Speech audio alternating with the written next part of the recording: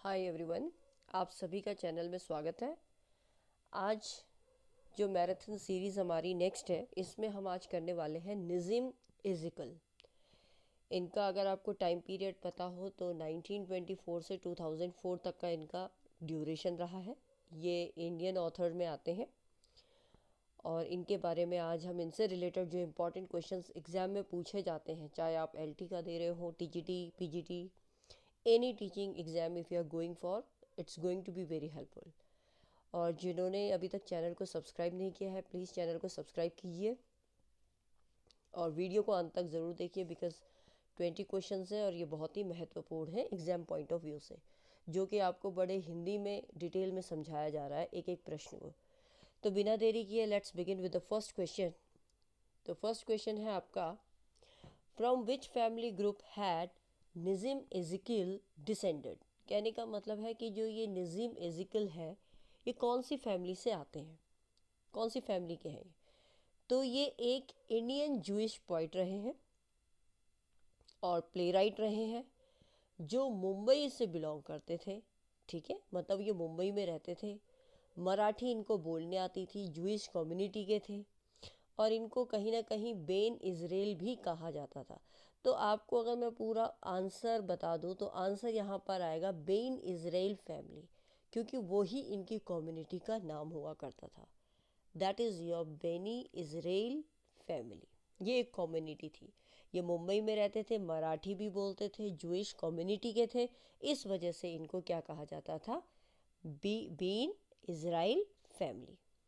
I hope it's clear to everyone. चलिए move on to the next question. दूसरा question है आपका, which of the following are poems by Nissim Ezekiel that make fun of Indians use of English. मतलब इनमें से कौन सी poem एजिकिल की ऐसी है जो मजाक बना रहे हैं इंडियंस का, जो इंग्लिश उस समय इंग्लिश काल चल रहा था, ब्रिटिश टाइम था, तो उस पीरियड में उन्होंने इंडियंस के ऊपर जो फन बनाया था, तो वो कौन कौन सी बुक्स हैं। तो एक्चुअली उन्होंने क्रोनोलॉजिकल ऑर्डर पूछा है, क्योंकि लास्ट में आप देख सकते हैं कि क्वेश्चन इस तरीके से पूछा है, choose the correct answer from the option given below. तो आपको ये बताना है इनमें से कौन सी पोएमें हैं जो निज़िम एजिकल की इंडियंस का फन बनाते हुए, जो वाइट पीपल थे, इंग्लिश पीपल थे, उन्होंने मजाक बनाया। ये क्वेश्चन नेट में भी पूछा गया है। मैं अगर आपको बोलूँ तो आपकी ये तैयारी, इनफैक्ट जो नेट की भी तैयारी कर रहे हैं उनके लिए भी ये इक्वली इम्पॉर्टेंट हो जाता है। ठीक है, तो देखते हैं पहला क्वेश्चन। इसमें जो देखें तो हम, एक तो गुड बाय आई थी, एक हमारी आई थी goodbye party of Miss Pushpa TS. ये बहुत ही एक ये आई थी, एक ये भी आई थी, very Indian poem in Indian English. अगर very Indian poem in Indian English, ये पोयम भी कहीं ना कहीं आई गई है। गुड बाय हो गया आपका, और very Indian poem in Indian English, क्योंकि जूइश वेडिंग पोयम्स तो नहीं थी, है ना। तो और बाकी ये सब नहीं थे, क्योंकि फ़िलॉसफी भी नहीं है इनकी, बॉम्बे भी नहीं है जूइश, और ये भी पोयम ऐसा नहीं है जो हास्य प्रदान कर रहा हो, मतलब इंडियंस के ऊपर मॉक किया गया हो। तो यही दो पोयम्स हैं जो मॉक, मतलब इंडियंस के ऊपर मॉक करा है। एक तो है goodbye party of Miss Pushpa TS, and the other one is your very Indian poem in Indian English. ये दो रही हैं। तो आपका ऑप्शन बन के आता है A and C. Yes, the A is your right answer. ठीक है, I hope it's clear to everyone. आप लोगों को कहीं भी डाउट हो, कुछ प्रॉब्लम हो, तो आप लोग मुझे फीडबैक दे के आप कमेंट सेक्शन में मेंशन कर सकते हैं अपनी प्रॉब्लम को, मैं उसका रिप्लाई ज़रूर दूंगी। हर बच्चे की मुझे वैल्यू है, हर बच्चे के कमेंट मेरे लिए महत्वपूर्ण है। तो सभी बच्चे, जो भी आप में से कोई भी कमेंट करता है, then I equally respond you. It could take time, ऐसा हो सकता है जब आपने दिया तो तुरंत आपको उत्तर ना मिले, लेकिन आपको उत्तर अवश्य मिलेगा। ठीक है, चलिए नेक्स्ट मूव करते हैं नेक्स्ट क्वेश्चन पे। Third question is your, Ezekiel ask, you want one glass lassi, what is he trying to say. Ezekiel कहता है कि तुम्हें एक ग्लास लस्सी चाहिए, ये क्या कहना चाहते हैं। तो जब वो इस बात को कहते हैं इज़राइल, क्योंकि ये लस्सी वाली जो बात आती है तो वो कहीं ना कहीं एक लवली ड्रिंक को ऐड करना चाहते हैं, क्योंकि उन्हें पता है ये बहुत ही गुड होती है डाइजेशन के लिए, लस्सी आपको पता ही है। तो वो यहाँ इसीलिए बोलते हैं कि यू वांट वन ग्लास लस्सी, वो दिखाने के लिए कि ये वाइन से ज़्यादा बेटर है, क्योंकि ये हेल्थ के लिए, डाइजेशन के लिए अच्छी है। और लोग कहते हैं कि जो लस्सी है वो वाइन से ज़्यादा अच्छी होती है। तो यही लाइन उन्होंने अपनी पोयम में, अगर इनकी जो पोयम देखी जाए तो वो पोयम थी, I will let you know the poem, wait, उस पोयम का जो नाम था वो नाम था आपका द पैट्रॉइट, PATRIOT, आप लिख लीजिए कहीं पर, द पैट्रॉइट। ये निज़म एजिकल की जो पोयम है द पैट्रॉइट, इस पोयम में उन्होंने इस लाइन को कहा है। देखिए क्वेश्चन पूछने के बहुत तरीके होते हैं।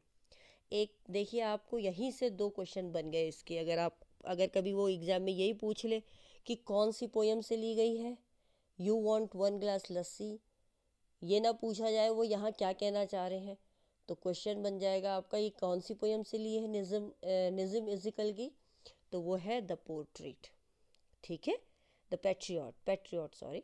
और अगर वो पूछ लिया जाए कि ये किसने क्यों कहा गया, तो ये कहा गया था just in a way that he thinks, उनको ऐसा लगता है कि he is proclaiming that lassi is better than wine.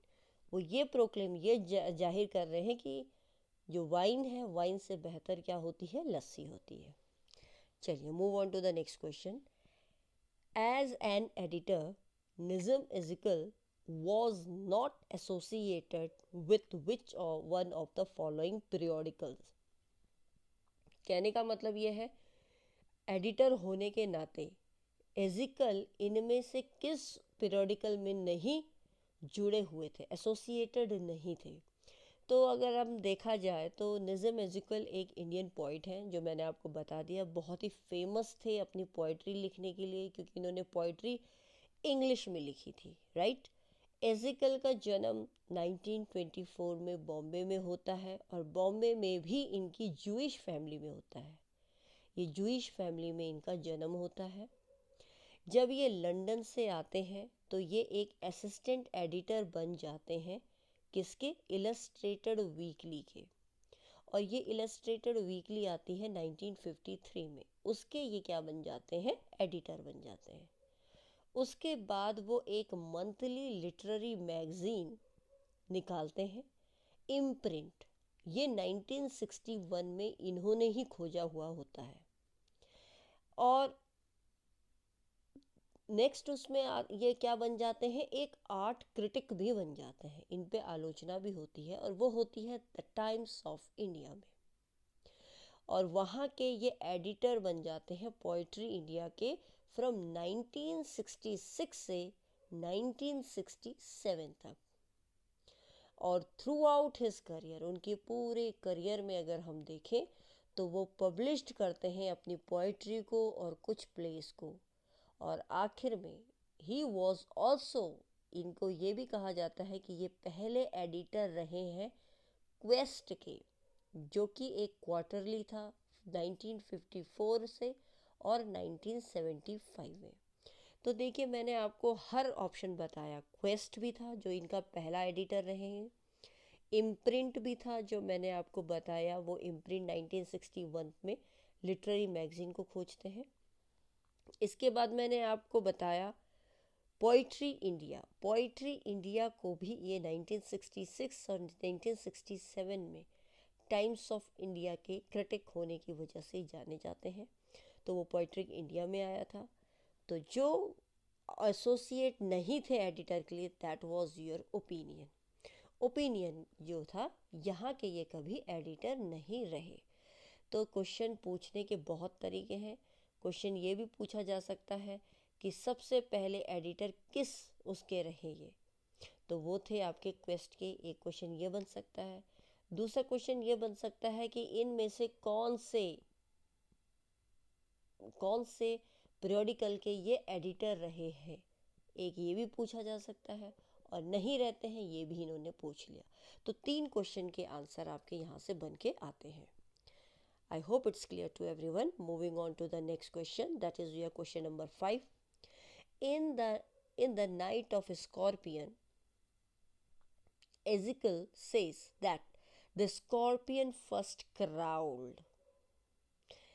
कहते हैं कि जो नाइट ऑफ स्कॉर्पियन इनका बहुत ही इम्पॉर्टेंट वर्क है। जिन बच्चों ने ये डिटेल स्टडी ना की हो इस एलटी की या किसी भी मैं कहूँ लिटरेचर की, अगर आप में से जो भी इंटरेस्टेड कैंडिडेट्स हैं, मैं बार बार इस चीज़ को इसलिए बोलती हूँ क्योंकि अगर एक बार आप डिटेल स्टडी कर लेंगे, प्रॉपर आपको नोट्स और प्रॉपर आपको ऑथेंटिक मटेरियल मिलेगा, तो आपको बार बार क्वेश्चनों में दिक्कत नहीं आएगी। क्योंकि आप कभी भी जो भी एग्ज़ाम की तैयारी करते हैं, जब तक हम डिटेल स्टडी नहीं करते तब तक सिलेक्शन की पॉसिबिलिटी ज़ीरो रहती है। मैं कह सकती हूँ बहुत कम ऐसा है कि 50 चांसेस लोगों को लगता है कि प्रैक्टिस सेट करने से हमारा सिलेक्शन श्योर शॉट होगा। लेकिन बच्चों, मैं आपको एक चीज़ बहुत ही क्लियर और कट तरीके से बता सकती हूँ कि जब तक आप डिटेल स्टडी नहीं पढ़ोगे, जब तक आप कोई भी चैप्टर को पहले उसकी रचना को नहीं पढ़ोगे, ये तो फिर बाद में रटने वाली, अब आपको बहुत, मैं नहीं जानती कि कितने बच्चों को ये याद होगा, कितने बच्चों ने ये पढ़ा होगा जो ये वीडियो देख रहे हैं। निज़म एजिकल कितनों ने इसको प्रॉपर स्टडी करी होगी, कितने डेप्थ तक वो गए होंगे।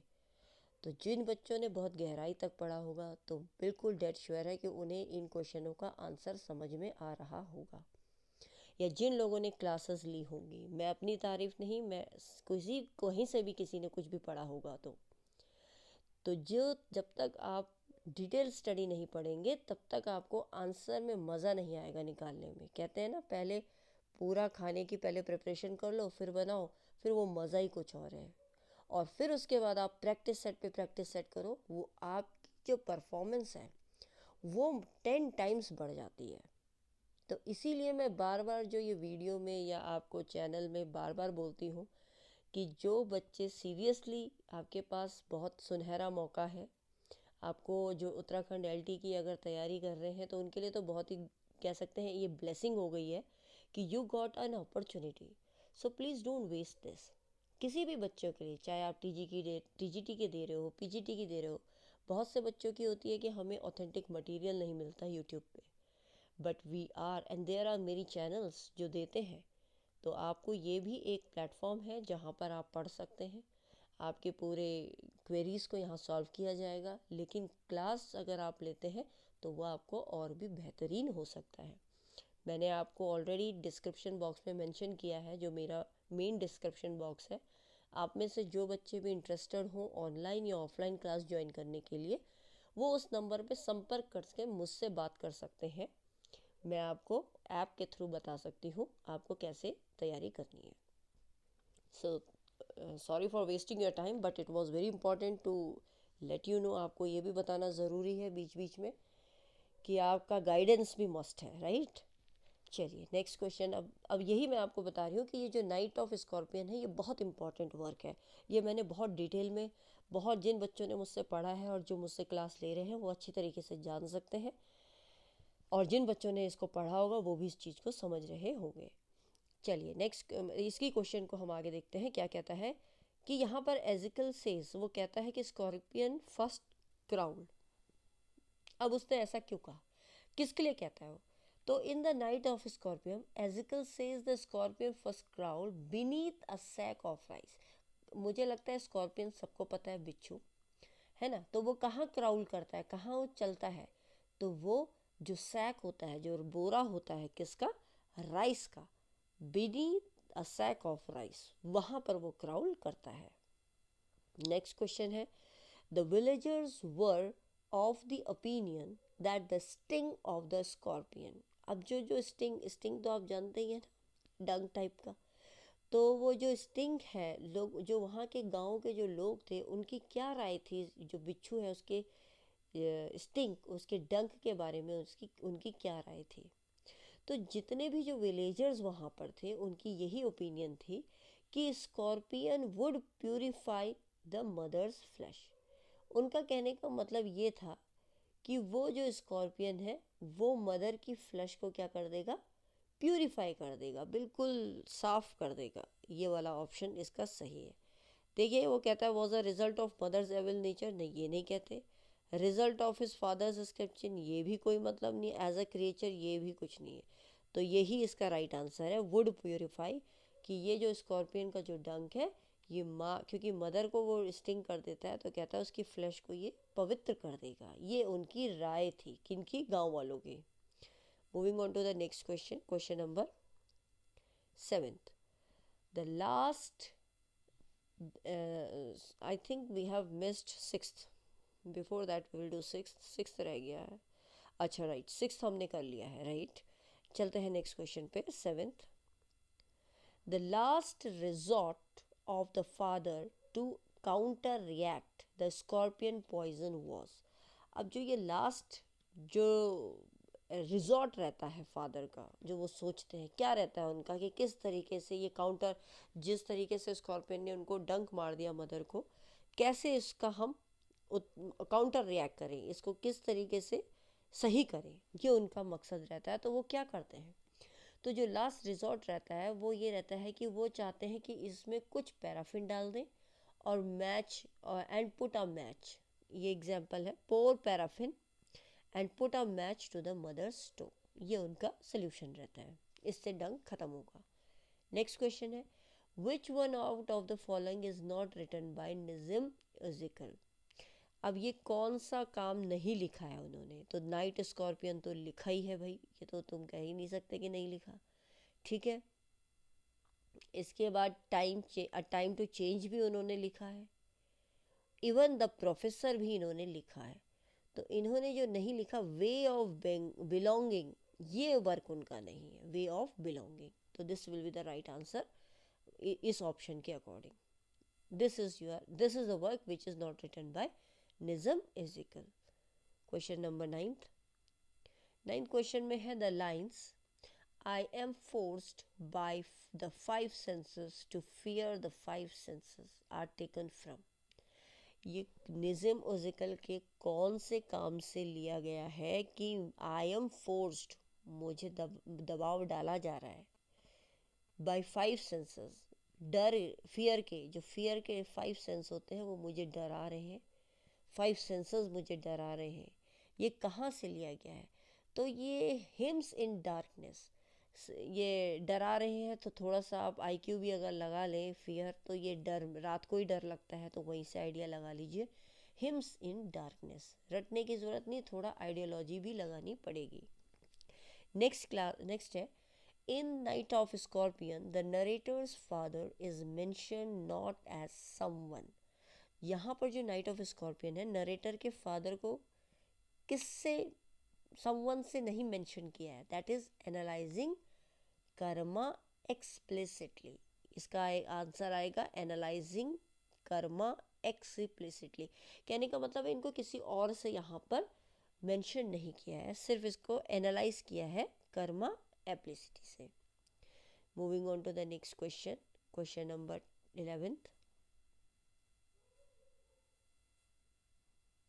11th क्वेश्चन है आपका, Nissim Ezekiel was awarded the Sahitya Akademi award for his poetry collection. Important question है अगेन।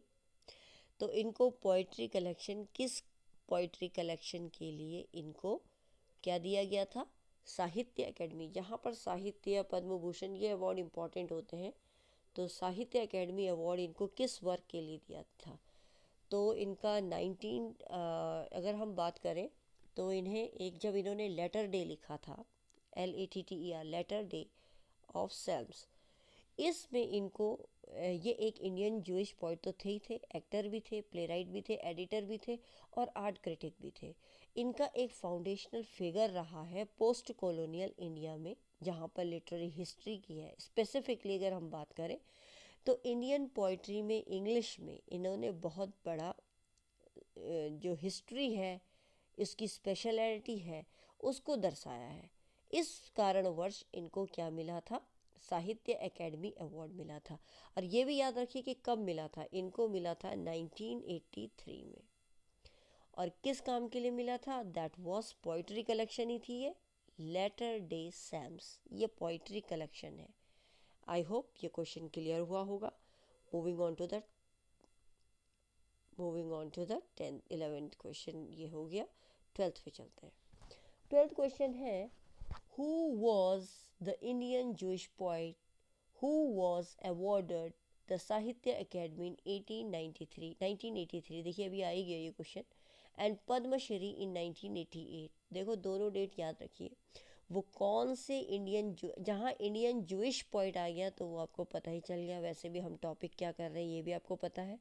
तो इनको साहित्य अकेडमी मिला था 1983 में, और पद्मश्री भी मिला। देखिए ध्यान दीजिए, साहित्य अकेडमी मैंने अभी पहले बताया था 1983, और पद्मश्री भी इनको क्या मिला है उसके 5 साल बाद 1988 में। तो वो कौन से ऑथर हैं? तो वो आपके डेफिनेटली जहाँ जूइश आ जाएगा वहाँ समझ जाना ये क्या है, निज़िम एजिकल है। Moving on to the next question, 13th question पे चलते हैं। 13th क्वेश्चन है आपका, the theme of Ezekiel's night of scorpion. जो नाइट ऑफ स्कॉर्पियन है उसकी जो थीम थी वो थीम क्या थी? एक्चुअली इसको फोकस किया गया था एपिसोड पे, फ्रॉम द लाइफ, कोई एक इंडियन फैमिली है उसकी लाइफ पे। और जो थीम बन के आई वो सुपरस्टिशियस थी, अंधविश्वास, क्योंकि वहाँ के जो गांव के लोग थे वो अंधविश्वास पे ज़्यादा विश्वास कर रहे थे। आपको थोड़ा सा मैं आइडिया दे दूँ अंधविश्वास किस तरीके से, क्योंकि जब मदर को स्कॉर्पियन ने डंक मार दिया था तो वहीं विलेजर्स के जो लोग थे वो ये कह रहे थे कि कहा जाता है, माना जाता है कि जितनी ज़्यादा दूर स्कॉर्पियन भागेगा उतना मदर के शरीर में डंक फैलेगा। तो ये कहीं ना कहीं आपको लगता है, और ये बात सच भी है, ये एक मिथ है, वो कहीं ना कहीं किसी अंधविश्वास से जुड़े हुए हैं। ऐसा हो सकता है कि अगर स्कॉर्पियन दूर जा रहा है तो डंक भी उतनी दूर फैलेगा? नो, इट इज़ नॉट, ये होता नहीं है, लेकिन अंधविश्वास था। तो वहाँ पर सुपरस्टिशियस आएगा, सुपरस्टिशन। क्वेश्चन नंबर 14 पे चलते हैं। Which poem of Nissim Ezekiel deals with the sentiments of mother?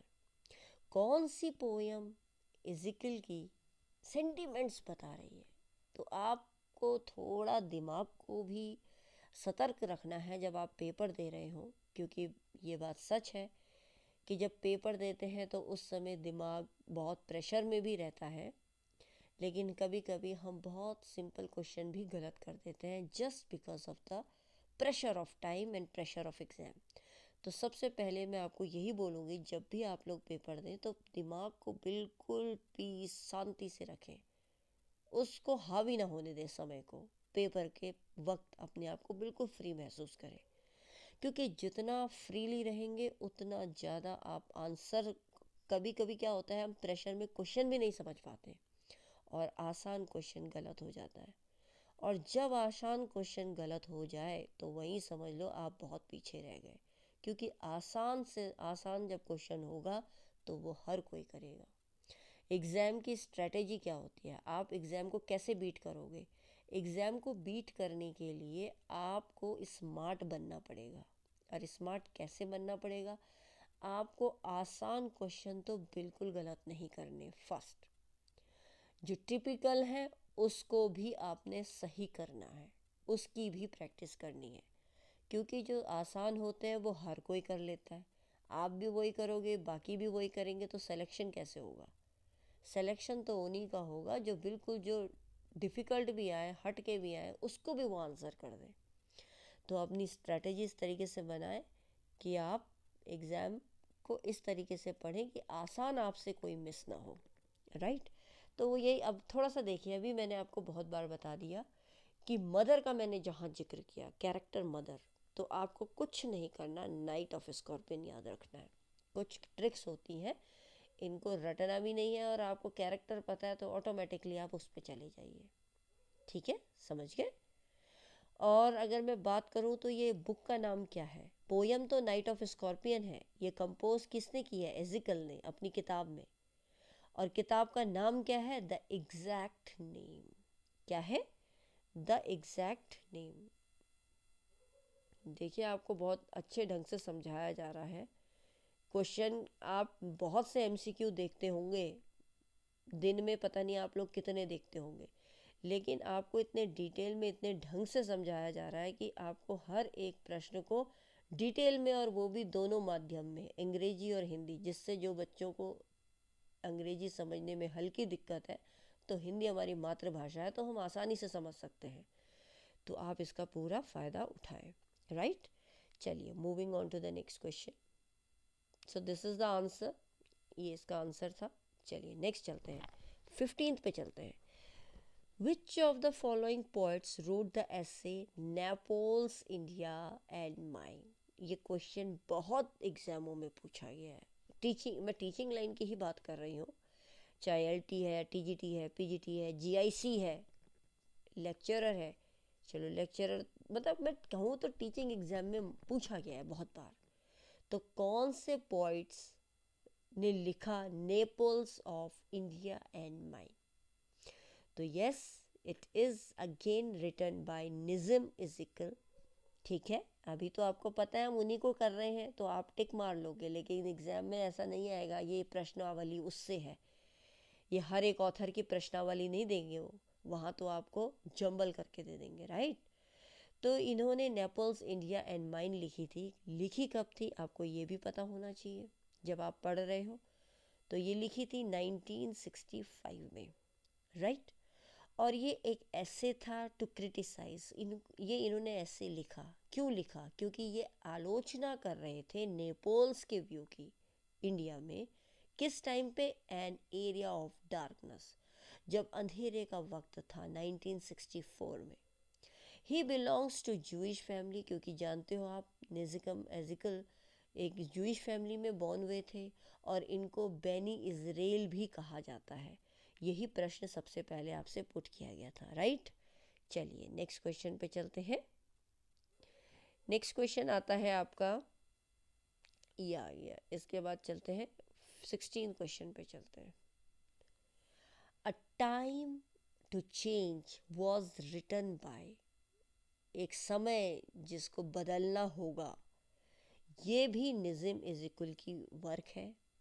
यहाँ पर इन्होंने एक फिगर, वही मैं बताना चाहूँगी, तो हिस्ट्री और स्पेसिफिकली इंडियन राइटिंग जो इंग्लिश में की जाती थी उसको बताया गया है। और ये इनकी पहली बुक थी पोएम की, जो 1952 में पब्लिश हुई थी। पहली पोएम थी बुक की जो 1952 में पब्लिश हुई थी, right. Moving on to the 17th क्वेश्चन। 17th क्वेश्चन पे चलते हैं। The exact name is the name of a volume of poetry written by, जो एग्जैक्ट नेम है वॉल्यूम पोइट्री का, अगेन निज़म इज़िकल। लेकिन ये लिखी कब गई थी? ये 1965 में लिखी गई थी, ठीक है ना। तो ये उस समय लिखी गई थी। क्वेश्चन नंबर 18 पे चलते हैं। The theme of Nissim Ezekiel's poem night of scorpion is. अब देखिए, नाइट ऑफ स्कॉर्पियन जो है, आप अगर क्वेश्चंस की स्ट्रेटजी देख रहे हैं या आप पूछने का तरीका देख रहे हैं, तो नाइट ऑफ स्कॉर्पियन से बहुत प्रश्न पूछे गए, तो अपने आप में ये वर्क इनका इम्पॉर्टेंट बन जाता है, राइट। तो जो थीम थी इसकी क्या थी? थीम कैसी थी, मैं आपको थोड़ा सा समझा दूँ कि नाइट ऑफ स्कॉर्पियन में एक सेल्फलेस मदरहुड है। मतलब ऐसी माँ तो सब ऐसी होती हैं जो निस्वार्थ होती हैं। तो पोएम यहाँ स्टार्ट हो रही है, एक रात का टाइम है, एक घर में रात हो रही है जहाँ बाहर बारिश हो रही है, और स्कॉर्पियन आके शेल्टर लेने के लिए घर के अंदर आ जाता है। अब पोएम में ये बताया गया है कि किस तरीके से वो scorpion poet stung the poets mother, ठीक है, पॉइट के मदर को वो काट देती है, डंक मार देती है, और किस तरीके से वो बिच्छू फिर चला जाता है। और माँ का जो प्यार होता है वो अपने बच्चों के लिए होता है। तो वो बाद में यही बोलती है कि ये अच्छा हुआ कि स्कॉर्पियन ने मुझे ही डसा, बच्चों को नहीं डसा। तो आपको क्या लगता है ये क्या होना चाहिए? ये एक सेल्फलेस मदरहुड है, जहाँ पर निस्वार्थ माँ है, उसको अपने दर्द का एहसास नहीं है, उसे ये खुशी है कि मुझे कर लिया कोई बात नहीं, मेरे बच्चों को नहीं डसा। नेक्स्ट 19th क्वेश्चन पे चलते हैं। How did the villagers in the night of scorpion by Nissim Ezekiel react to the unfortunate incident. अब यहाँ विलेजर्स, ये दुर्भाग्यवश ये जो घटना हो गई, इसके लिए उन्होंने कैसे रिएक्ट किया। तो उनका रिएक्शन इस तरीके से था कि वो फैमिली को कंसोल करने आ रहे थे, सांत्वना देते हैं ना, जैसे कुछ गलती हो गया अब तो पता नहीं क्या होगा। तो दे केम इन स्वॉर्म्स, वो झुंड में आए, to console the family, family को कंसोल करने के लिए। नेक्स्ट क्वेश्चन है, why had the scorpion entered the house in Ezekiel's night of the scorpion. कहते हैं वो बिच्छू जो है वो घर में क्यों आया एजिकल के नाइट ऑफ स्कॉर्पियन में, वर्क में। तो आपको पता ही है, मैंने अभी भी थोड़ा कहानी बता दी थी आपको, क्योंकि बाहर बारिश हो रही थी तो वो शेल्टर मतलब थोड़ा सा अपने आप को ढकने के लिए, बारिश में ना भीगने की वजह से थोड़ी देर रुकने के लिए वो क्या हुआ, घर के अंदर आया। तो घर के अंदर आने का रीज़न है, बाहर बारिश हो रही थी, चारों ऑप्शन में तीसरा वाला ही है, he was seeking protection from the study rain. जो लगातार बारिश हो रही थी उस वजह से वो बचने के लिए वो घर के अंदर घुस जाता है। आई होप आपको ये वीडियो अच्छी लगी होगी। अगर आपको ये बहुत हेल्पफुल लगी, आपको समझ में आई, आपको ये क्लियर भी हो रहे हैं इसके आंसर्स, तो आप ज़रूर कमेंट सेक्शन में मुझे दोनों, चाहे आपको आ रहा है नहीं आ रहा है, दोनों प्रकार के फीडबैक दीजिए। और आपने जिन्होंने अभी तक ये चैनल सब्सक्राइब नहीं किया है, क्योंकि हम हर दिन एक एक सीरीज़ लेके आ रहे हैं, इसके बाद में और भी चीज़ें लेके आऊँगी। तो अगर आपको ये वीडियो अच्छी लगती है और आपको ये चैनल हेल्पफुल लगता है तो प्लीज़ इस चैनल को सब्सक्राइब कीजिए जितना ज़्यादा हो सके, जिससे कि जितना जल्दी ग्रो होगा उतना ज़्यादा हम लाइव क्लासेस दे सकते हैं। लाइव आप जानते हैं एक क्राइटेरिया होता है यूट्यूब में, आप इतना करेंगे तो लाइव क्लासेस मैं हर संडे आपके लिए रख सकती हूँ, जहाँ पर आपके डाउट्स हैं उसको भी हम क्लियर कर सकते हैं। But for that I need your support to enhance this channel. And yes of course, अगर आप जिन लोगों ने ये सब्सक्राइब किया उनको बहुत बहुत धन्यवाद। और आगे आगे की वीडियो कल मैं दूसरा सीरीज़ लेके आऊँगी। और जो अभी भी मेरा उन बच्चों से रिक्वेस्ट है जो पढ़ना चाहते हैं, एग्ज़ाम क्वालिफाई करना चाहते हैं किसी भी टीचिंग एप्टीट्यूड को लेकर, तो आप चैनल के साथ साथ तो आप जुड़े ही हैं। अगर आपको ऑनलाइन ऑफलाइन क्लास अवेल करानी है तो आप दिए हुए नंबर पे संपर्क कर सकते हैं, मैं ऐप के थ्रू आपको वहाँ पढ़ाऊँगी। तो thanks for watching this video, we will see you in the next video, till then bye, take care.